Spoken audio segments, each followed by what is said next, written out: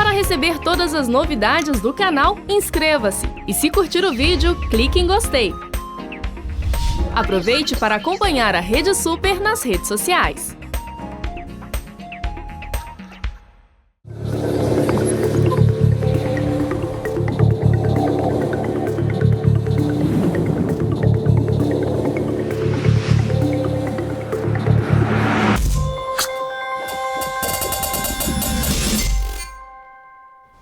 E no Mente Aberta de hoje nós vamos falar sobre temperamentos, mas antes de conversar, gostaria de convidar você a mandar sua pergunta, mandar sua sugestão de tema para os nossos canais de interatividade que vão aparecendo na tela ao longo do programa, ok? Você pode mandar seu e-mail, sua mensagem, a sua crítica, a sua sugestão, né? Será muito bem recebido e é muito importante para que a gente saiba se estamos atendendo mesmo o nosso propósito e atendendo também a sua demanda, ok? Bem, eu converso hoje com a psicóloga Carla Campos. Carla, muito bem-vinda, mais uma vez ao Mente Aberta, para tratar de um tema muito importante, que é temperamentos. Muito obrigado, querida. Eu que agradeço estar aqui com você, sempre um prazer, ainda mais para instruir, ajudar as pessoas a entenderem um pouquinho sobre elas mesmas, né?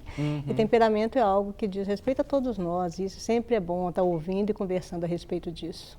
Carla, na psicologia, quando se estuda temperamento, o nome é esse mesmo, temperamento? Não. Dentro de que matéria se estuda temperamento? Está dentro do traço de personalidade, né? Traço de personalidade. É um dos traços de personalidade. Ela não é a personalidade puramente, né? Mas ela está inclusa dentro dessa classificação.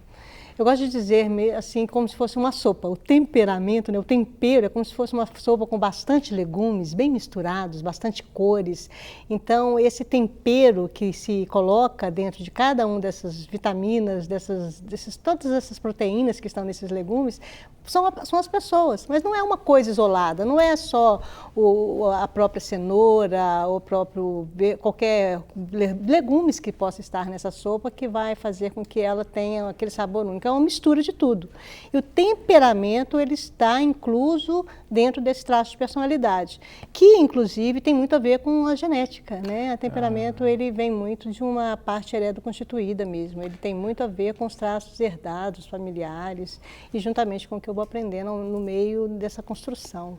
Mas no caso dessa herança genética, há uma tendência ligada ao sexo masculino e feminino? Por exemplo, o menino tende a ter uma personalidade e um temperamento mais parecido com o do pai, a menina com a da mãe, ou isso tem mais a ver, isso não tem a ver com masculino e feminino? Não tem a ver com masculino e feminino. Tem a ver com os traços que realmente vêm nessa gene dessa criança e que ela pode vir talvez de um traço de um avô, de um bisavô, de alguém que nem tenha tido contato direto com ela.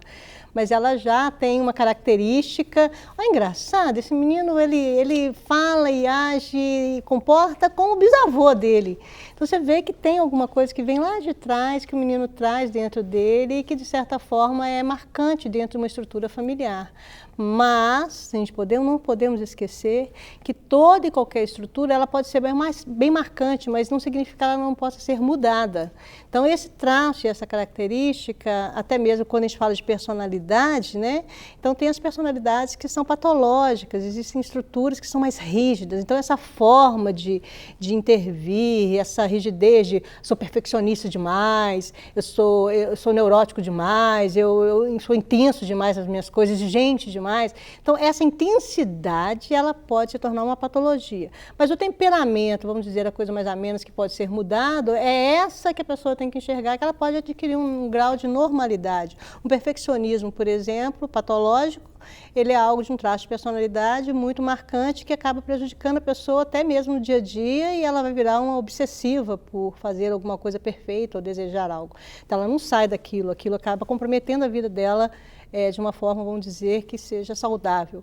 Mas não significa que fazer as coisas perfeitamente seja ruim. Então, tudo em nós temos um pouquinho de traço de tudo. Agora, o que a gente tem que tomar cuidado para não ir para os extremos, a coisa não tomar uma dimensão muito até mesmo pesada e até mesmo carregar a leveza de viver. Mas você falando desse extremo, desse exagero, outro dia na rádio, uma ouvinte falou que ela tinha um temperamento sanguíneo hemorrágico. É verdade. Ela usou uma classificação que muitos usamos, que eu lembro de um livro do Tim LaHaye, é um norte-americano, que falava de 4 tipos básicos de temperamento, que muitos até conversam sobre: sanguíneo, colérico, melancólico e fleumático. Essa questão, por exemplo, do sanguíneo hemorrágico, como é que é isso? Tem pessoas mesmo que são sanguíneas, que são efusivas, são instáveis? Como é que é isso? Vamos pensar um pouquinho sobre isso, Cássio, porque a gente está falando aí de filosofia grega, né? Hipócrates, que é considerado o pai da medicina, ele na época ele estava fazendo estudos, até mesmo de descobertas de comportamentos e até mesmo de doenças psicossomáticas ou doenças, né, que a pessoa estava manifestando na época. Ele começou a estudar o sangue, a fleuma, a bile branca e a bile negra. E ele foi começando a descobrir que os traços de personalidade, que na época ele colocou, mais tarde, né, o Colliger ele coloca como temperamento, né, então Galeno também. Então, assim, eles pegaram esses estudos lá de Hipócrates, lá atrás da antiguidade, trouxeram algumas coisas para o dia de hoje, mas hoje a gente não é muito adotado mais, porque a base da medicina era de realmente ver por que algumas pessoas se comportavam em cima de uma necessidade neurofisiológica.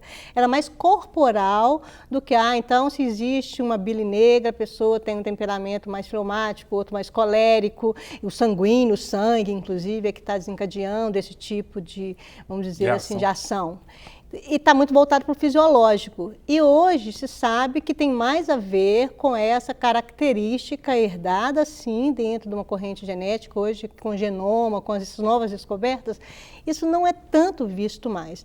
Mas como ficou, vamos dizer, caiu no conhecimento popular, então classifica-se como sendo sanguíneo, fleumático, colérico e até mesmo, vamos dizer assim, dão características da pessoa que é mais passiva, que ela é mais parada, a pessoa que é mais... Todo mundo tem um pouquinho de cada um desses. É fleumático, né? É fleumático. Você rotula a pessoa. Rotula. Quando você falou... E eu vejo que todo mundo tem um pouquinho de cada um. Por quê? Inclusive, todas essas partes fisiológicas têm todos nós, né? Sim. Só que a intensidade disso é que nós temos que começar a perceber. Igual o sanguíneo hemorrágico, quer dizer que eu posso chegar e falar e dizer coisas porque a coisa vem numa intensidade tão grande, que é uma característica do meu temperamento, e eu posso simplesmente vomitar em cima do outro aquilo que passa dentro de mim. Não é por aí. Porque o meu temperamento é assim.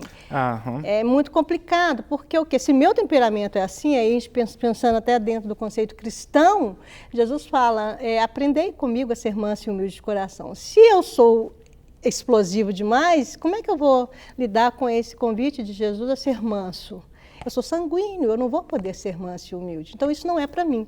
Então, eu acho que esse sistema de crenças, eles têm que ser mudados, até para que eu consiga realmente diminuir, talvez, alguma característica ou algum traço que seja meu, para que eu atinja aquilo que realmente é o coerente. Tem muita gente que vive aquela síndrome de Gabriela, né?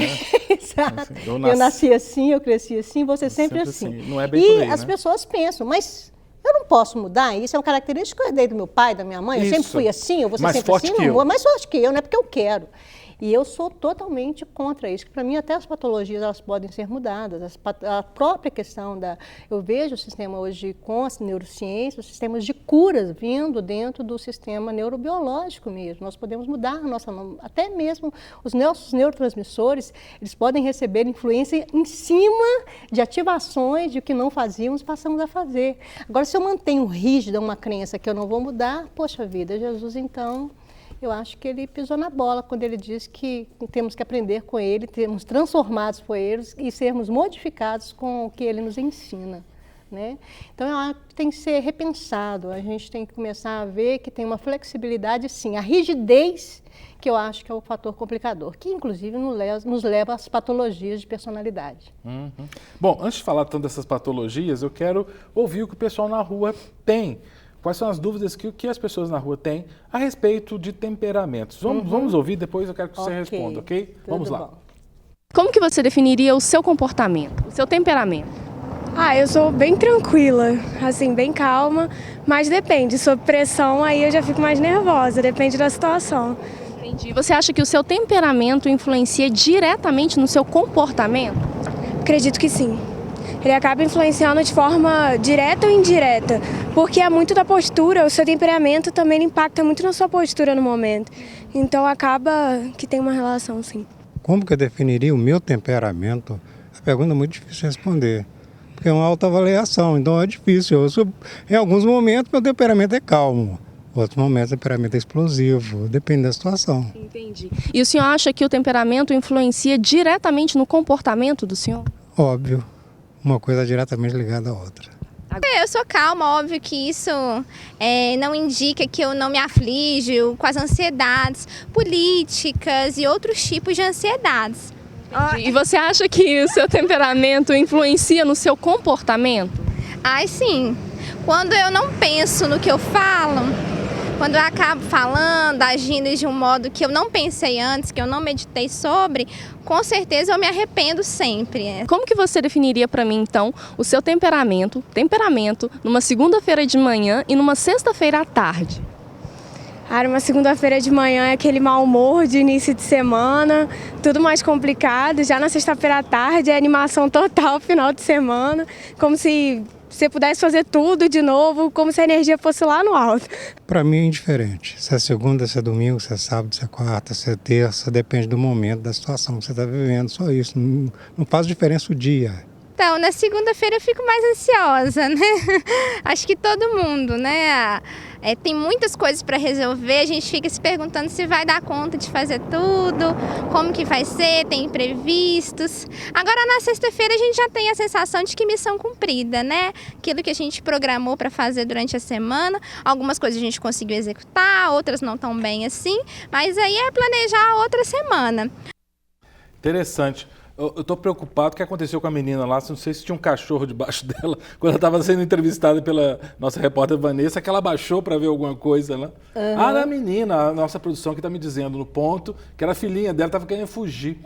Agora, Carla, eu achei muito interessante, por exemplo, aquele senhor, né, falando, eu sou o mesmo todos os dias na semana, uma fleuma, né, uma regularidade, né? E eles falaram, por exemplo, ele falou que não muda nada, né? Já uma moça que falou que tem a ver muito temperamento com comportamento. Uhum. Agora, quando foi perguntado sobre segunda e sexta, a moça disse que na segunda está mais assim triste, na sexta já estava feliz. Temperamento tem a ver com comportamento, tem a ver com humor também, é isso? Tem a ver com humor, tem a ver com a capacidade de percepção e sensibilidade de cada um para cada uma dessas circunstâncias e situação. Então, a própria pessoa em si, se ela coloca, para mim, eu sou constantemente estável, nada me interfere, nada me toca, nada, né? Você vê que tem uma característica, né, dessa pessoa que ela, inclusive, ela bloqueia alguns tipos de situações que vão fazer ela descontrolar. Não significa que, inclusive, ela tenha, vamos dizer, ela é o pai da paciência. Porque na psicologia a gente trabalha mais a introversão e a extroversão. Sim. Né? As características de um introvertido, ela é mais de reter com ela mesma, dela ficar muito mais com os conteúdos subjetivos dentro dela do que expandir isso. Né? Por isso que a gente fala que nunca um extrovertido vai ser totalmente introvertido, nem vice-versa. Agora é interessante porque aqui fazendo esse programa aqui na TV e no próprio rádio, eu lido diariamente no rádio e aqui, né, nas segundas, quartas e sextas, com entrevistados. Se eu pego um entrevistado introvertido, o programa dura meia hora, 27 minutos. Quando eu pego um convidado introvertido, gente, mas demora 3 horas o programa, porque eu fico assim, eu faço a pergunta e o convidado não desenvolve a pergunta, não é? Isso tem a ver com o temperamento. Tem a ver, porque inclusive tem hora que você tem que me puxar, né? Eu não queria dizer isso, eu vou pro outro, do outro, vou pro outro, do outro, vou pro outro. Se deixar a Carla Campos falar sozinha, não precisa perguntar para ela, não. E o quê? São características. E não é que eu tivesse a vida inteira essa característica. Eu já tive, inclusive, até dentro de um contexto até mesmo estudantil, eu não tinha tanto conhecimento, eu não tinha tanta certeza daquilo que eu estava falando, eu não tinha absorvido ainda tantos estudos e tantos pontos de vista como eu tenho hoje. Então, isso vai dando à pessoa uma capacidade, uma habilidade dela desenvolver melhor essas características. Por isso que eu digo, nada do jeito que está vai continuar para sempre. Então, você tem que ter essa abertura para que você modifique, se transforme e mesmo nos temperamentos. E isso interfere em cada dia. Nós temos um dia para viver. O que está se apresentando nesse dia? Quais são os desafios? Quais são, para mim, as situações difíceis e as situações mais agradáveis? E é muito interessante que uma participante disse que ela falou, eu tenho que pensar antes de agir. Né? É uma coisa que nós temos que aprender sempre. A nossa mente ela é educada, ela tem que ser educada, ela tem que ser programada para o quê? Eu estar no controle de cada situação que se apresenta. E não permitir com que algo que está dentro de mim, que eu vi, o meu pai, a minha mãe, o meu avô, ou até mesmo essa crença, sistema de crença que está internamente, ela simplesmente agir por mim, sendo que eu já absorvi muitas coisas. Mas quando eu tenho que intervir nisso. Mas quando a gente pega aquela classificação tradicional do sanguíneo, melancólico, colérico e fleumático, a gente pode dizer sim que isso foi feito porque parece que algumas pessoas, sobretudo quem é classificado como sanguíneo e colérico, age primeiro e pensa depois. Pensa depois. Pois é, isso é a melhor maneira de se comportar? É assim que eu tenho que estar agindo com as pessoas, que principalmente as que estão próximas de mim, né? Porque às vezes com alguém que é do lado de fora, eu vou me modelar, eu vou criar um certo, vamos dizer assim, eu não vou deixar o meu temperamento sair de uma maneira bem agressiva. Mas bom você ter falado isso, que eu quero fazer uma pergunta. Uma pergunta que não quer calar. Tenho certeza que todos os homens agora vão concordar comigo, sobretudo os casados. Né? Por exemplo, no período da TPM, né? Na TPM, a TPM influencia no temperamento? Porque o que me parece, muitas mulheres entram na TPM, tensão pré-menstrual, e em casa, com os filhos, maridos, soltam os cachorros. Aí chega no trabalho lá, aquela fleuma. Como é que é isso? É interessante. É uma coisa muito interessante que aconteceu comigo, uma coisa assim. Porque meu marido, quando eu fui casar, olha só, você pegou um ponto bem interessante que, inclusive, eu vou provar que realmente não tem que permitir com que uma situação hormonal, é claro que tem toda a disfunção hormonal dentro da TPM, mas não significa que eu tenho que permitir meu estado de humor ser totalmente alterado e eu não ter controle sobre ele. Eu tenho que aprender a ter esse controle sobre ele, porque senão eu vou acabar lesando a mim mesma e o que está próximo de mim. E meu marido, quando a gente foi casar, nós namoramos, noivamos e casamos com 9 meses. E nos primeiros dias, né, nós com muitas conversas, aquela coisa toda de conhecer um ao outro, ele me pegou num período de TPM, né? Então, nessa conversa, eu fiquei uma semana, assim, mal-humorada, intolerante, impaciente, né? Ele perguntou para mim, como é que é esse TPM? Eu falei assim, tem uns 5 dias antes, uns 5 dias durante e um depois, né? Então, dá em torno de uns 10 a 15 dias. Ele falou, como é que é? Eu vou ter que suportar você 15 dias ou 10 dias no mês, dessa maneira aí, intolerante, paciente. Mas eu não posso fazer nada, José, porque é algo genético, é algo que está em mim, a mulher passa por isso. Eu sinto muito, meu bem, mas eu não caso. Desse jeito eu não vou casar. Eu falei, mas não tem. Eu fiquei assim, nervosa, brava com ele, né? Aí eu fui procurar um ginecologista para me dar um remédio para diminuir aquilo e comecei a modular a minha forma de comportar. Eu comecei a transformar a minha impaciência, a minha intolerância. Porque o que acontece? Como a gente tem um álibi, vamos dizer assim, orgânico, a gente acaba desencadeando e deixando sair tudo aquilo que o sistema... o sistema de crença, o temperamento, a sopinha que eu estou falando aí, né? O que eu aprendi como sociedade, os meus pais, os meus amigos, as pessoas se comportando de uma maneira disfuncional. Acho que a mulherada vai ficar brava comigo, vai brigar comigo, mas infelizmente a gente tem que modelar. Mas a gente tem que aprender a modelar, porque é para a gente ter vida com qualidade. Estoura mais fácil com os de casa? Porque isso é muito comum e aí não é exclusividade feminina. Isso é qualquer um de nós. Às vezes você está nervoso, você está bravo e briga com o cachorro, intolerante com os filhos, com a esposa ou com o marido, né?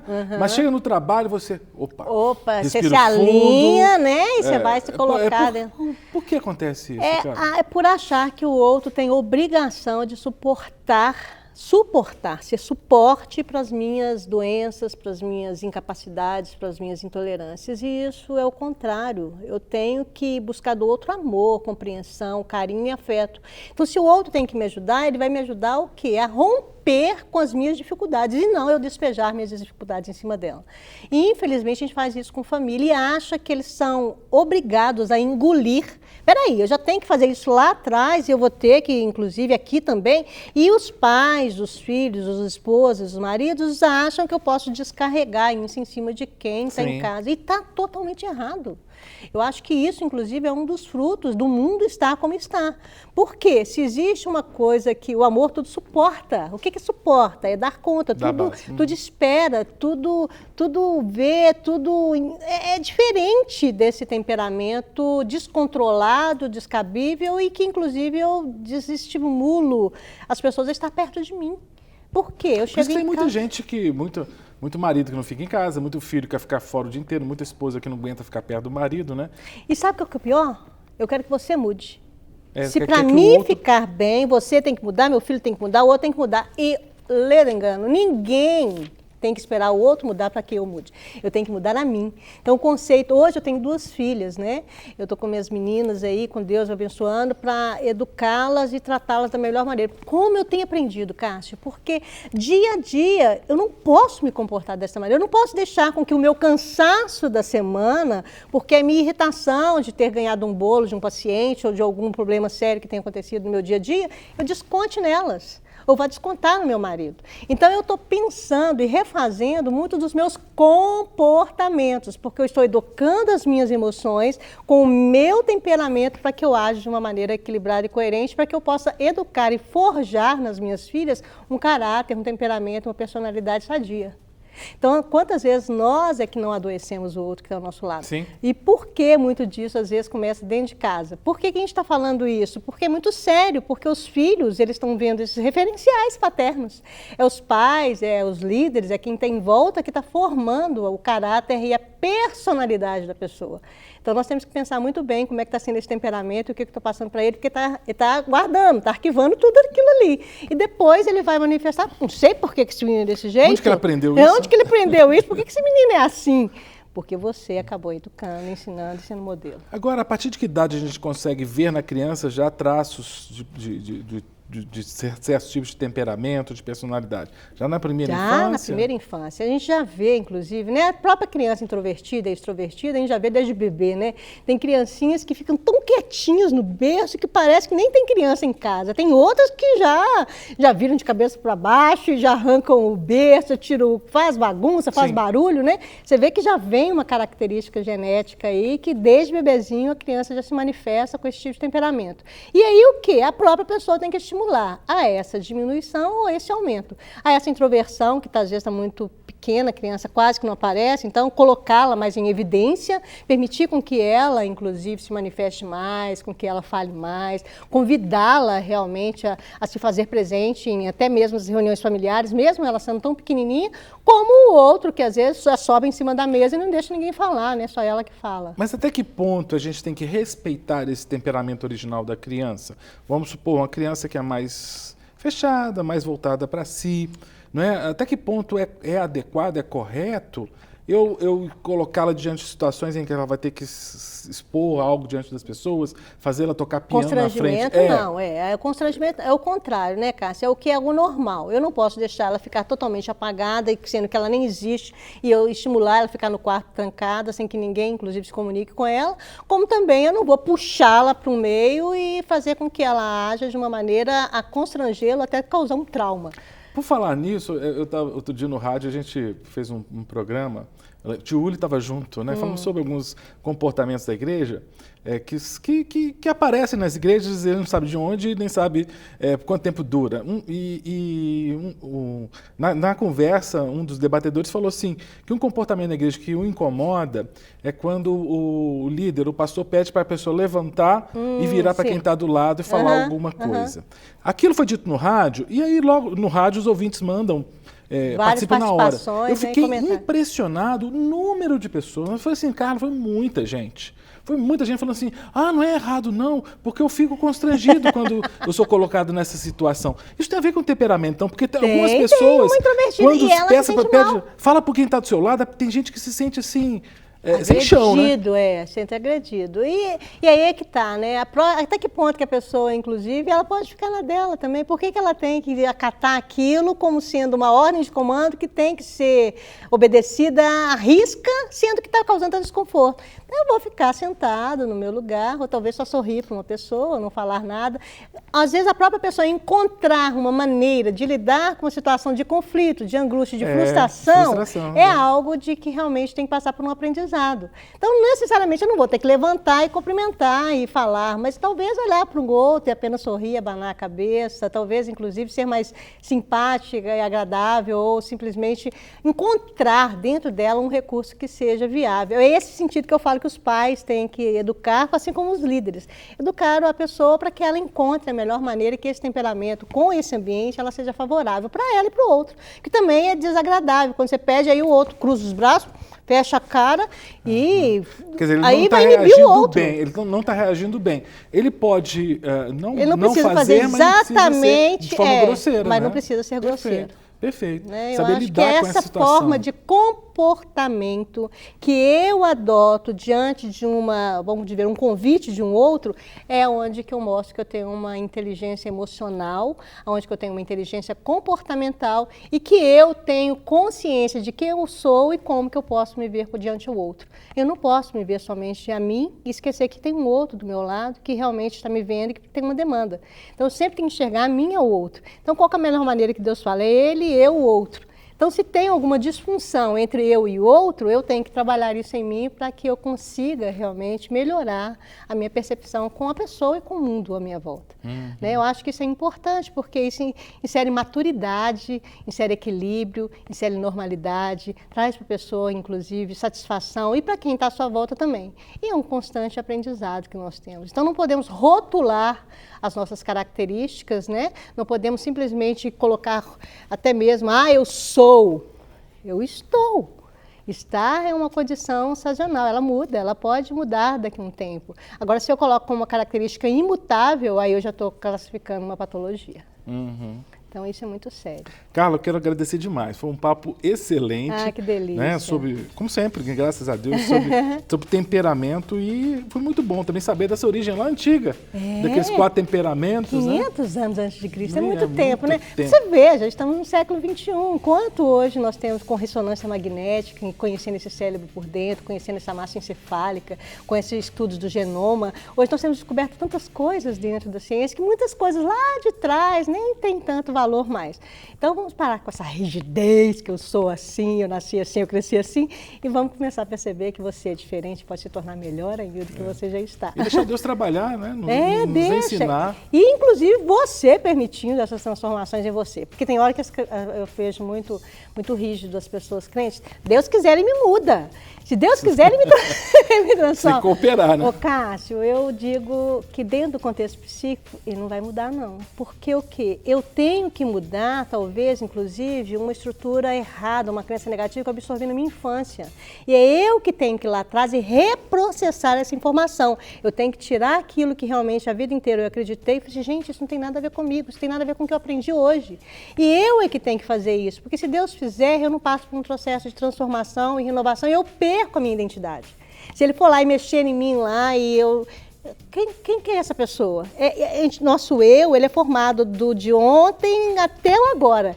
Então eu tenho que fazer a sequência de mudanças para que eu realmente absorva maturação essa é um processo, né? Não é um então golpe é mais de fácil, às mágica. vezes, curar um câncer, tirar uma doença física, do que mexer num traço de personalidade. Mas amadurecer gasta tempo, é sofrido, mas é bom demais. É muito bom, é gratificante. É por isso que eu falo, se invista em você, aprenda cada vez mais a ser melhor, que com certeza você vai ficar feliz com você e o mundo também. E Deus também. E Deus também, né? Para receber todas as novidades do canal, inscreva-se. E se curtir o vídeo, clique em gostei. Aproveite para acompanhar a Rede Super nas redes sociais.